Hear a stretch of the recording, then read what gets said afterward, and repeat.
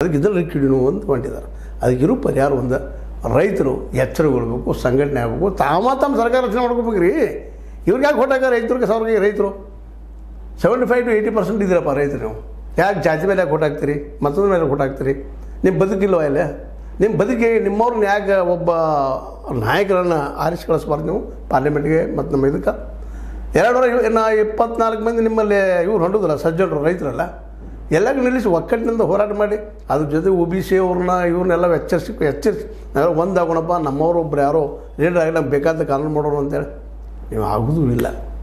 ಹೀಗಾಗಿ ಹಿಂದಿನ ಒಂದು ಪ್ರಯತ್ನ ಆಗಿದ್ದು ರುದ್ರಪ್ಪನವರಿಂದ ಆಗಿರ್ಬೋದು, ಬಾಬಾಗೌಡ ಪಾಟೀಲಿಂದ ಆಗಿರ್ಬೋದು, ನಮ್ಮ ನಂಜುಸ್ವಾಮಿ ಅವರಿಂದ ಆಗಿರ್ಬೋದು, ಸೆಂಟ್ರಲ್ದಲ್ಲೂ ಒಂದು ಚರಣ್ ಸಿಂಗ್ ಹಿಂಗೆ ಏನೋ ಇದು ಹೋರಾಟ ಮಾಡಿದರು.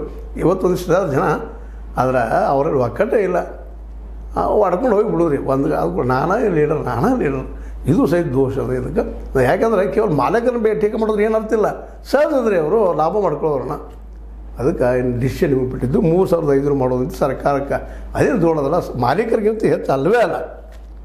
ಇವಾಗ ಓಪನ್ ಡಿಸ್ಕಷನ್ ಬರಲ್ಲ ಅವರೆಲ್ಲರೂ ಮಾಲೀಕರು ಮಾತಾಡೋಣ, ರೈತರು ಅವರು ಎಲ್ಲ ಮಾತಾಡಿ ಅಂತ ಹೇಳ್ತಾ 3500 ಯಾವಾಗ ಮಾಡ್ತೀರಿ ಅಷ್ಟು ಕೇಳ್ತಾ ಇದು ಇಂದಿನ ಡೆವಲಪ್ಮೆಂಟ್ ರೈತರ ಬಗ್ಗೆ. ಮತ್ತು ನೋಡ್ರಿ ಏನಾಗ್ತದೆ ಅಂತ ಹೇಳ್ತಾ ಇದು ನಿಮ್ಗೆ ಲೈಕ್ ಆಗಿರ್ಬೋದು, ಲೈಕ್ ಮಾಡಿ, ಶೇರ್ ಮಾಡಿ, ಕಮೆಂಟ್ ಮಾಡಿ, ಜೊತೆಗೆ ಸಬ್ಸ್ಕ್ರೈಬ್ ನಿಲ್ಲಿಸ್ಬಿಡ್ರಿ. S60 ನ್ಯೂಸ್ ಅರ್ಥ ಇದು ಸತ್ಯದ ಕೈಗೊಂಡು ವಂದನೆಗಳು.